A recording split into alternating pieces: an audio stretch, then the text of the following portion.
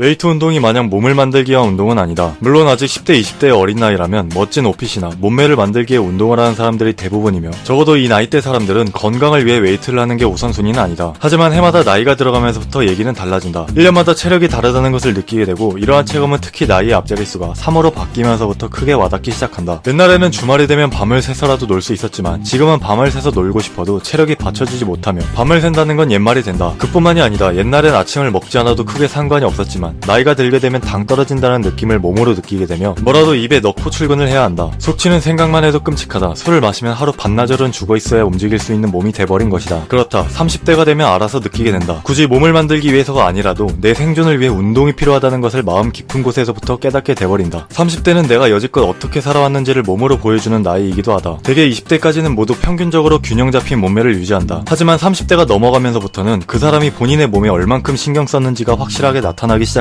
옛말에 어른들이 나이로 버티고 있다는 것이 어떤 말인지를 공감하게 되는 것이다.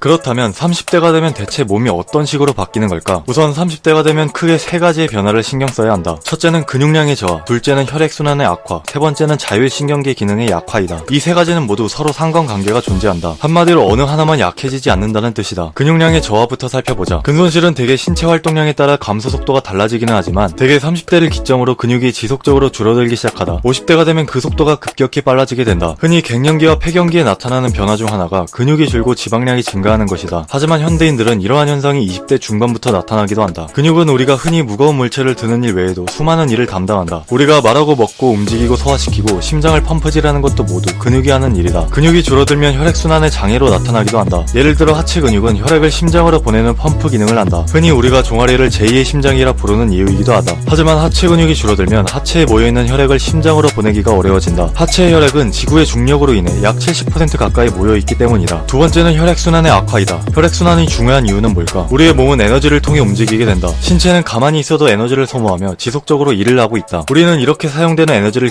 기초대사량이라고 한다. 즉 아무런 움직임이 없는 상태에서 신체를 유지하기 위해 필요한 에너지의 양을 말한다. 그렇다면 신체에서 사용되는 모든 기관의 에너지는 어떤 경로를 통해 공급받을까? 바로 혈액이다. 우리 몸에는 크게 볼 때 신경과 정맥, 동맥과 같은 길이 있는데 이러한 길은 모두 신체 기관에 영향을 공급하거나 내보내는 통로가 된다. 심장에서 나온 혈액을 통해 1분 동안 전신을 돌아 다시 심장으로 되돌아오는 흐름을 우리는 혈액순환이라고 한다. 흔히 당뇨병이라 부르는 증상은 포도당이 혈액에 충분히 쌓여있지만 각 신체 기관에 공급이 일어나지 않고 소변을 통해 배출되는 현상을 말한다. 즉 혈액을 통해 에너지 공급을 받지 못하는 것이다. 당뇨병이 무서운 이유는 본인에게 에너지가 필요하다는 사실을 쓰러지기 직전에 알아차린다는 사실이다. 따라서 혈액을 통해 에너지 공급을 받지 못한 뇌 기능이 갑자기 정지되면서 순식간에 쓰러지게 된다. 어찌됐든 신체의 에너지 공급은 혈액을 통해 이루어지기 때문에 매우 중요하다. 세 번째는 자율신경계 기능의 약화이다. 30대에 들어서면 또 다른 변화가 생기게 되는데 바로 성장 호르몬과 상호 호르몬이 감소하며 기초 대사량과 활동 대사량이 낮아지는 변화이다. 성장 호르몬이 줄어들면 신체 조직의 성장률이 떨어지며 이는 대사량의 저하로 나타나게 된다. 이렇게 되면 신체는 근육을 줄이고 체지방을 더 저장하는 쪽으로 바뀌게 되는데 결정적으로 몸의 외형이 바뀌게 되는 이유이기도 하다. 평생 말랐던 사람이 갑작스럽게 살이 확 찌는 경우가 생기기도 하며 몸의 피로나 숙취가 잘 안 풀리는 것도 이 때문이다. 회복이 느려지기 때문이다. 이쯤 되면 당장이라도 몸을 움직여야 할 것 같은 기분이 든다. 그렇다면 우리가 건강을 위해 해야 할 일은 무엇일까? 당연히 운동이다. 하지만 지금에서 운동을 시작하기엔 늦었다거나 하는 쓸데없는 생각은 버리길 바란다. 피츠버그 대학교에서 인간의 신체 활동의 영향을 연구하는 커크 에릭슨 박사는 평생 운동을 하지 않다 노년기가 되어서 운동을 시작한다 하더라도 운동을 통해 거두는 효과는 비슷하다고 설명한다. 실제로 20대든 60대든 본인의 약화된 부분을 강화하기 위한 생리학적 메커니즘은 동일하다. 그렇다면 어떤 운동을 해야 할까? 사이러스 박사는 본인이 자주 할 수 있는 운동을 찾는 것이 중요하다고 설명한다. 즉 자신이 좋아하는 운동을 하는 것이다. 확실히 30대는 노화가 시작되는 나이이긴 하지만 어떤 운동을 시작한다 하더라도 별 무리가 없는 수준이다. 한마디로 어떤 운동이라도 소화할 수 있다. 근육이나 관절은 아직 충분히 단단하며 스포츠 측면에서 보더라도 운동 능력은 20대에서 30대 초반에 가장 강하게 유지된다. 중요한 것은 꾸준히 오래 할 수 있는 운동을 찾아서 하는 것이다. 건강을 위한 운동에는 그렇게 많은 시간이 필요하지도 않다. 미주리 대학교의 의생면 과학 교수인 프랭크 박사는 대부분의 모든 사망률 감소는 20분의 운동으로 시작하며 활동량이 전혀 없던 사람은 어떠한 운동을 시작하고 그 운동량이 매우 적더라도 사망 확률을 급격히 떨어뜨릴 수 있다고 말한다.